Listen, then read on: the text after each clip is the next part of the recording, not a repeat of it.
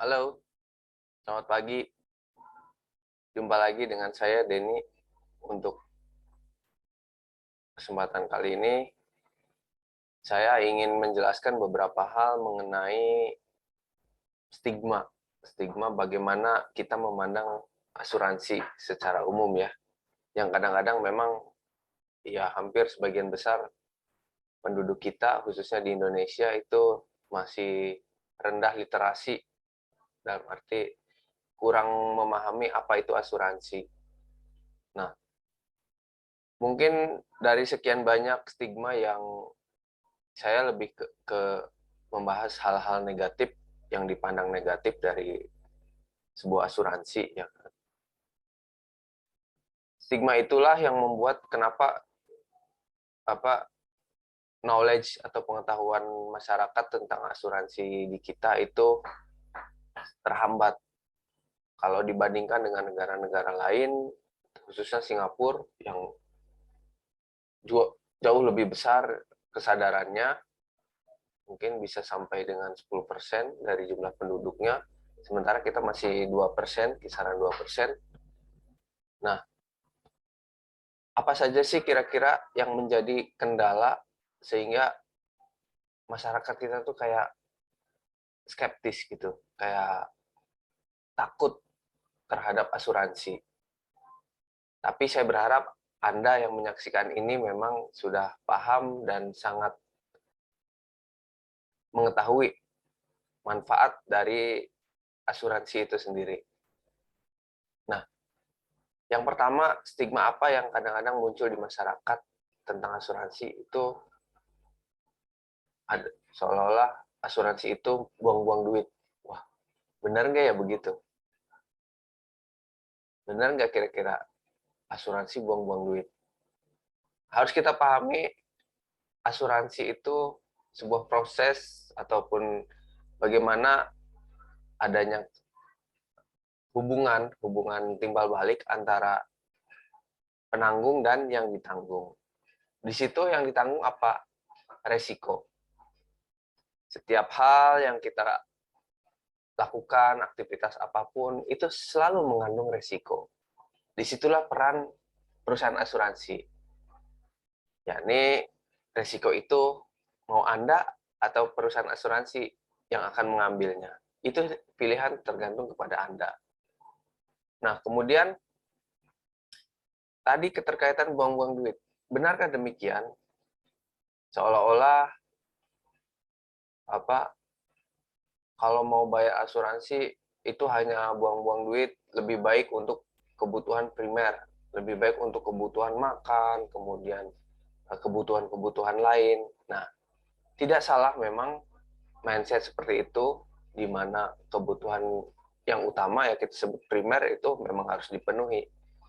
Tetapi bukan berarti dengan mengikuti asuransi, dengan kita sadar berasuransi, itu buang-buang uang gitu. Itu mindset yang salah. Kenapa salah? Mari kita hitung. Andai kata kita asumsikan kita diminta membayar premi misalkan 200.000 per bulan kan. Dalam 1 tahun berarti kan 2.400.000. 2.400.000 kemudian anggaplah let's say katakanlah 5 tahun, berapa kira-kira? 2.400.000 kali 5. 12 juta kan. Dalam jangka waktu 12 juta, dalam jangka waktu 5 tahun, kita mengalokasikan premi senilai 12 juta. Apakah besar seperti itu? Jawabannya menurut saya tidak. Jika melihat resiko yang akan di-covernya, manfaat yang akan diperoleh oleh pemegang polis dalam hal ini, ya masyarakat tadi gitu kan. Mungkin saya juga termasuk, karena saya sekarang pegang polis. Dalam perjanjian polisnya, kita asuransi yang kita ikuti, asuransi apa nih? Kan? Karena dalam rentang waktu, anggaplah 1 tahun itu sendiri, dengan kita mengeluarkan 200.000, ada resiko yang sangat besar. Entah itu kecelakaan, sakit kritis, kemudian ya kesehatan lainnya, kita rawat inap, rawat jalan. Bayangkan, 1 bulan 200.000 untuk mengcover sedemikian besar resiko yang bisa kita temui. Dan resiko itu kapan terjadi kita tidak bisa tahu. 200.000. Sementara resiko itu andai kata pun kita asumsikan, amit-amit ya, saya tidak mendoakan, kita terjadi sakit kritis, masuk rumah sakit, biaya rawat jalan. Kemudian penyakitnya misalkan berlanjut, harus rawat inap. Berapa itu? Potensi keuangan akan dikeluarkan. Saya berharap sudah punya tabungan ya, Bapak Ibu sekalian. Tetapi anggaplah tidak ada. Oleh karenanya, mindset ataupun stigma tentang asuransi buang-buang uang itu menurut saya salah. Ya, justru disitulah manfaatnya besar sekali. Dengan mengalokasikan 200.000 untuk sesuatu yang resiko yang jauh lebih besar, yang bisa saja kita keluarkan. Kapan dan di mana kita tidak bisa tahu waktunya. Seperti itu. Jadi masih bilang mahal atau masih bilang asuransi buang-buang uang, stop dari sekarang ya. Kemudian yang kedua, asuransi distigmakan itu proses klaimnya sulit. Wah, apalagi baru-baru ini ada semacam kasus ya yang muncul ke permukaan bahwa asuransi ada nasabah yang klaim ternyata tidak sesuai janji, bahkan ada public figure yang men-share gitu di medsosnya. Apa yang terjadi? Sebetulnya perusahaan asuransi itu secara umum membuat sebuah proses klaim yang semakin hari semakin mudah. Apalagi di dunia 2002 sekarang, di zaman milenial, ketika gadget setiap kita sudah tidak lagi diminta bukan sebuah prioritas untuk bertemu langsung, hard copy dan sebagainya. Semakin hari semakin baik. Sebetulnya proses-proses dalam dunia asuransi, proses klaimnya itu ada prosesnya. Yang pertama, pengumpulan dokumen. Pengumpulan dokumen klaim. Mungkin di situ dilampirkan salah satunya ya KTP, data diri, kemudian lampirannya apa? Biasanya struk misalkan, atau kwitansi rawat jalan maupun rawat inap dari rumah sakit, kemudian kwitansi resep, dan dokumen-dokumen lain yang dibutuhkan sesuai dengan polis yang Anda ikuti. Oleh karenanya, nah dari dokumen yang terkumpul ada namanya proses investigasi atau ya lebih ke verifikasi lah. Bukan perusahaan asuransi itu curiga, tetapi sama-sama verifikasi. Siapa tahu ada kekeliruan. Setelah verifikasi selesai, akan dilakukan apa? Ya pencairan. Gitu. Perusahaan asuransi sebetulnya tidak ingin menahan-nahan dana klaim yang memang hak dari pemegang polis. Tetapi feedback-nya atau simbiosis mutualismenya adalah bagaimana pemegang polis itu mengumpulkan data-data yang dibutuhkan supaya di kemudian hari tidak terjadi sesuatu hal yang tidak diinginkan. Jadi masih bilang asuransi itu sulit klaim, jangan lagi. Setelah mendengar ataupun menyaksikan penjelasan dari saya. Stigma yang ketiga yang membuat asuransi itu terkesan negatif adanya oknum kedok penipuan. Waduh. Kedok penipuan. Memang kita pahami di semua lembaga, di semua perusahaan, baik itu swasta, pemerintah, lembaga, instansi, dan sebagainya, itu tidak terlepas dari namanya oknum. Oknum itu sebagian kecil dari sebuah komunitas atau populasi yang memanfaatkan gitu untuk kepentingan dirinya sendiri. Memanfaatkan semua celah sekecil apapun untuk kepentingan dirinya sendiri. Nah, apa nih yang perlu agar Bapak Ibu sekalian smart memilih agar tidak terjadi atau tidak menjadi korban penipuan? Yang pertama, pastikan agen asuransinya tersertified, sertifikasi. Hal itu dibuktikan dengan ya ada sertifikat keagenan. Jangan sungkan, tanyakan saja langsung ke agen yang menawarkan Anda supaya semua jelas. Oh ya, latar belakang, profil dan sebagainya tentang agen itu terverifikasi. Kemudian perusahaan asuransinya. Sekarang otoritas jasa keuangan itu sudah semakin ketat memfilter perusahaan mana yang kredibel, perusahaan mana yang bermasalah. Walaupun masih saja ada yang kecolongan gitu. Dan itu semakin hari semakin kecil gitu porsinya. Dengan kata lain, sistem yang digunakan, sistem pengawasan yang digunakan oleh OJK itu semakin baik. Seperti itu. Jadi, smartlah dalam memilih, pastikan agennya terverifikasi dengan kode agen dan sertifikatnya yang kredibel, perusahaannya yang kredibel pula, dan tentu dalam pengawasan OJK. Lalu, masih bicara semua asuransi itu ada oknum penipuannya? Tidak semuanya. Hanya sebagian kecil. Dan itu porsinya semakin kecil. Kemudian yang keempat, ada berapa sih? Saya menjelaskan cuma 6 ya. Kecuali nanti ada penambahan lagi. Yang keempat, merasa belum atau tidak butuh nih. Wah, saya mau belum butuh. Wah, saya emang nggak butuh. Atau tidak butuh dulu lah. Why? Kenapa?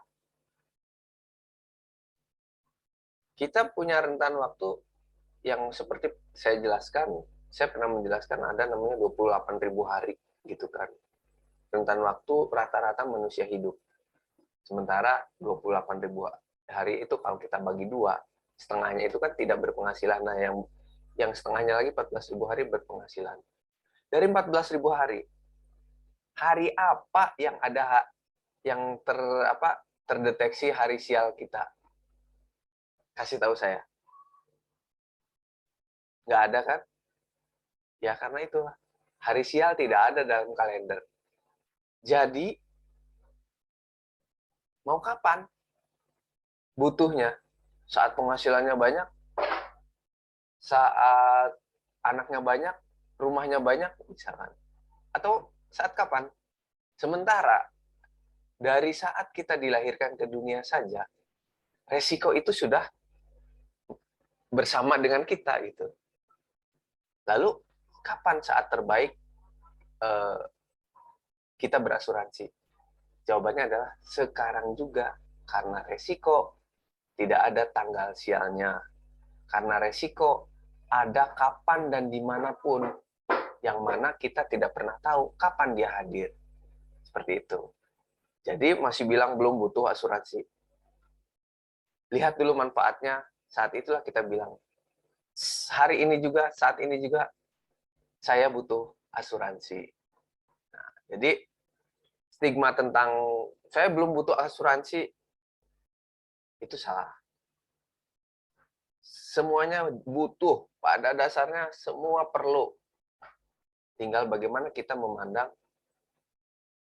keputusan ada di tangan kita. Mau sekarang, mau besok, antara sekarang dan besok, ada hari di mana kita tidak tahu apa yang terjadi.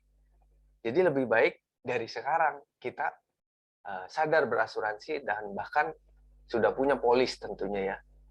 Nah, yang kelima, biaya premi berbeda-beda. Biaya premi berbeda-beda. Ya pasti gitu sebetulnya. Tetapi apa dasar pengenaan premi? Harus kita pahami juga, Bapak Ibu. Premi itu dikeluarkan berdasarkan ya analisa yang mendalam juga, kecuali kita memang dari awal kita punya kemampuan sudah apa namanya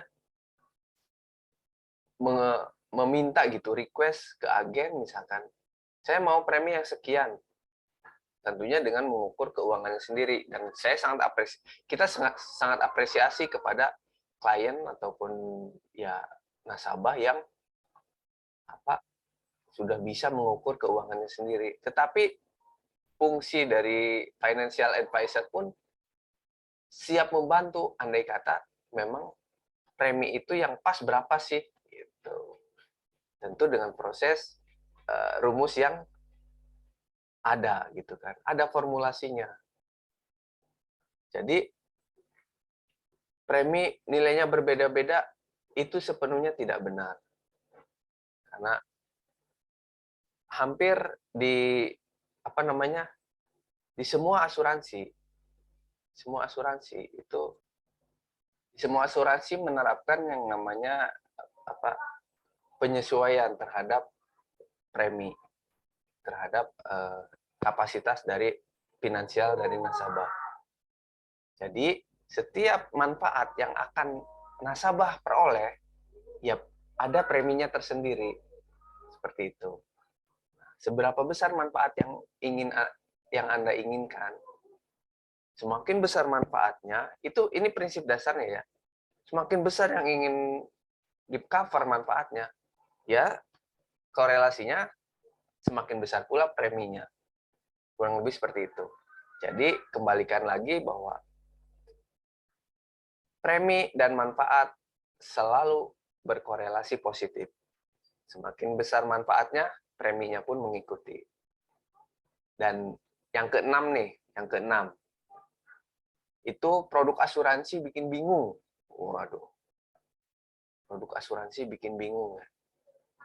Iya, kalau memang Anda mempelajari secara sendiri gitu kan, membaca. Fungsi kami menjelaskan apa yang tepat untuk sesuai dengan kebutuhan Anda. Fungsi financial advisor tentunya ya. Nah, oleh karenanya, nggak usah bingung. Gitu kan. Karena kami tahu apa yang terbaik untuk Anda. Dengan resiko kesehatan, asuransi jiwa, pendidikannya bagaimana, cover dari sakit kritis gimana, historikalnya kesehatan Anda bagaimana. Kemudian lanjut lagi, misalkan tambah cover atau tambah polis, mau pendidikannya, mau pensiun, sampai iya distribusi kekayaan.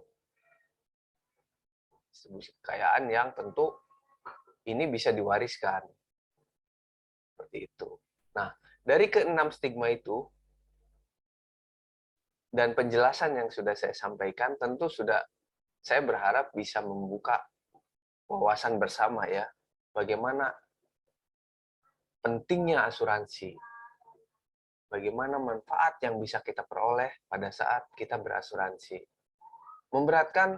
Tidak juga, bahkan ada beberapa produk asuransi yang di dalamnya ada benefit yang ya bonus lah, katakanlah seperti itu. Ketika kita konsisten bicara sesuai kontrak, misalkan kita bicara nabung 5 tahun akan dapat perlindungan sampai dengan sekian, itu akan sangat membantu untuk bagi nasabah, baik dari finansialnya, kemudian kehidupannya juga, seperti itu. Pendidikan, kita harus terplanning. Kita memang bisa merencanakan, tetapi Tuhan juga lah yang menentukan. Kita balik, Tuhan akan menentukan sesuatu yang baik, andai kata kita merencanakannya dengan baik. Mungkin kurang lebih seperti itu. Demikian apa yang bisa saya jabarkan, apa yang saya bisa jelaskan pada kesempatan kali ini tentang stigma-stigma negatif di masyarakat tentang asuransi. Semoga informasi yang saya jelaskan tadi bisa menambah wawasan Anda, bisa menjadi pertimbangan Anda untuk segera berasuransi sesegera mungkin. Kapan? Sekarang juga. Hubungi agen terdekat. Terima kasih. Sampai jumpa di video berikutnya. Bersama saya Denny Mulyadi. Selamat siang.